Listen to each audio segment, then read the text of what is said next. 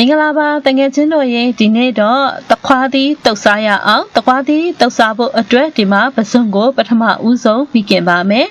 the Gelo, Mikebo, Simabu, so yele, Deune Mate, Bislole Yabare, Damam Hoye, Biole Yabare.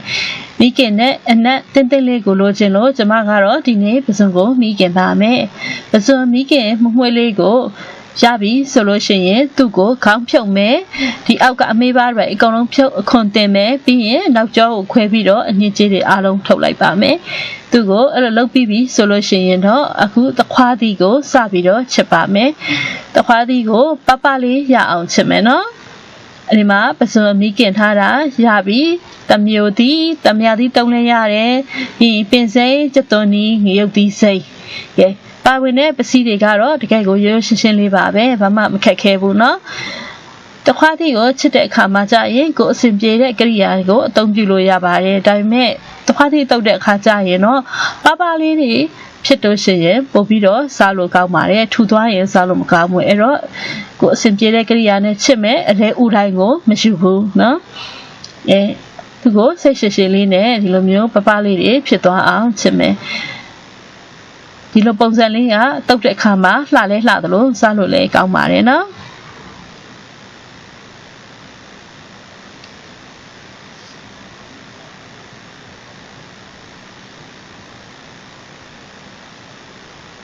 တခွားသီးကိုချစ်နေတဲ့အချိန်မှာပစုံကိုလည်းကျမအကောင်လိုက်မထည့်ဘဲနဲ့အတုံးလေးတွေတုံးပြီးတော့ထည့်မယ်နော်ကဲအခုဆိုလို့ရှိရင်တော့တခွားသီးချက်ထားတာရပါပြီနော်တခွားသီးချက်ထားတာရပြီဆိုလို့ရှိရင်တော့အခုစပြီးတော့အရသာတွေကိုထည့်မယ်ငါငပြာရည်ကိုထည့်ပါမယ်ကျမစားကိုမသုံးထားပါဘူးငပြာရည်နဲ့ပဲတုပ်ပါမယ်တမယာသီးပဲဖြစ်ပါစေတမယိုသီးပဲဖြစ်ပါစေသုံးလို့ရပါတယ်အချိန်ကတော့ကိုကြိုက်နှစ်သက်တဲ့လောက်ပေါ့နော်ချိန်ပြီးတော့ထည့်မယ်အခုဒီမှာတော့ကျမဒီတစ်ခါတမယိုသီးဝယ်လာတာဘယ်လိုဖြစ်တယ်မသိဘူးနော်အခွန်တအားထူနေတယ်အရေးကအထက်မှာနေနေတယ်များသောအားဖြင့်အရင်အရေးရွှမ်းတဲ့အသီးတွေဖြစ်ပြီးတော့အခွန်ပါတဲ့အသီးဖြစ်တတ်တယ်ဒီတစ်ခါပဲဒီလိုမျိုးကြီးပေါ့နော်ရတာဆိုတော့ကျမကတော့အခုဒါတစ်လုံးလုံးပဲထည့်လိုက်မယ်အရေးလည်းအရင်နေနေတယ်ဆိုတော့လေအချင်းအငယ်အဆက်ကတော့ကိုကြိုက်တယ်လို့ပြပြပြီးတော့ပဲသုံးလိုက်ပါနော်ပြီးရင်ဒီမှာပင်စိမ့်တွေကိုလည်းရစ်ဆေးပြီးတော့ရွက်တင်ထားပြီနော်ထည့်ဖို့အတွက်အဆင်သင့်ဖြစ်နေပြီဒီတခွားသီးနဲ့တမျိုးသီးနဲ့ကတော့အရန်ကိုလိုက်ဖက်တဲ့အနက်အငယ်သီးစိမ့်မှာထည့်လိုက်ရင်တော့ပိုက်စားသွားပြီနော်ကျက်တော်စိမ့်နေရောပင်စိမ့်နေရောထည့်လိုက်မယ်ငရုတ်သီးစိမ့်ကိုလည်းထည့်လိုက်ပါမယ်ပြီးပြီဆိုလို့ရှိရင်တော့သူတို့ကိုနှက်ဆက်အောင်ထပ်အောင်လှမ်းပြီးတော့တေချာမှွေပေးမယ်နော်